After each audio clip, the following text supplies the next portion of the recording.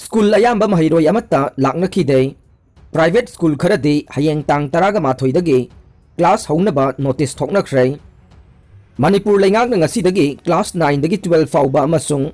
undergraduate amasung postgraduate college sing physical class tawbagi ayaba pikhrabasu school ayamba mahiroi amata lakhidre loyana private school kharadi guardian singda tang taraga mathoidagi class hounaba notice thoknabasu yaure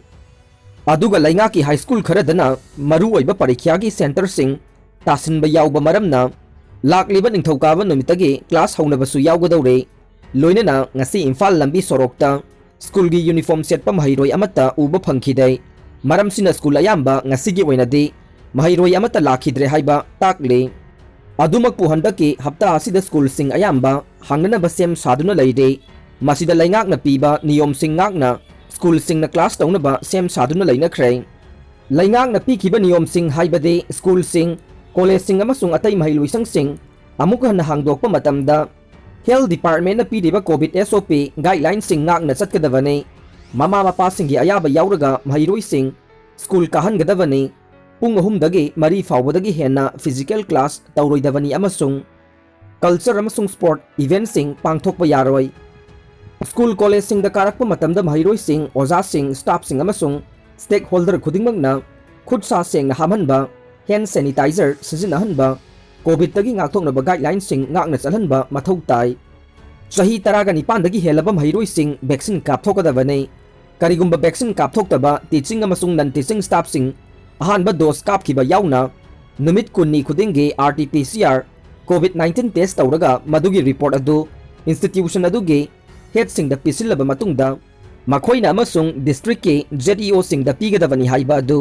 ngakna school sing hanghangadawre loinana thabak thoram sing ase yengsinanaba district sing deputy commissioner sing na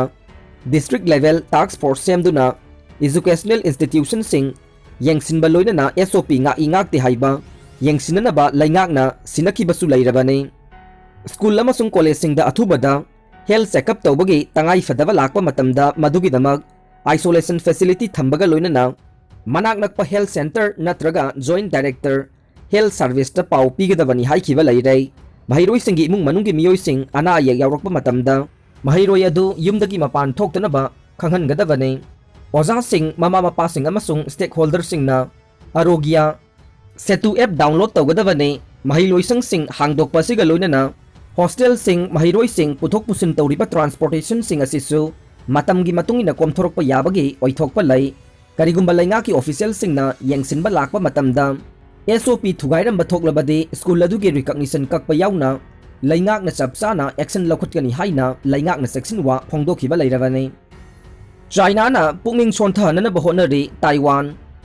lanjau thoklaba matamdade United States yawrakpa yabagi akiba leiba maramna madugumba phibamdi tahanba tawdana China na Taiwan gi military amasung pukning thauna sonthahananaba amasung miyamgi oiba ithilpi na bohonari haina ngarang Taiwan na phongdokhrei maromdom sasan tawjaba Taiwan gi mathakta pressure pibagi chang hengathanabagi damak China na gray zone tactics chathari haina Taiwan gi defense ministry na sahi ani khudingi piba report amada phongdokhe Taiwan asi China na makoi gi saruk amani haina claim tawduna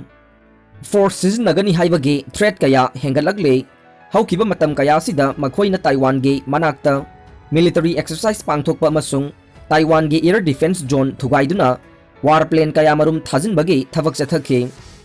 haukiba October thagi angan basarukta China ge national day matamda China na Taiwan ge air defense zone da warplane chamagani fumapan thajilakhe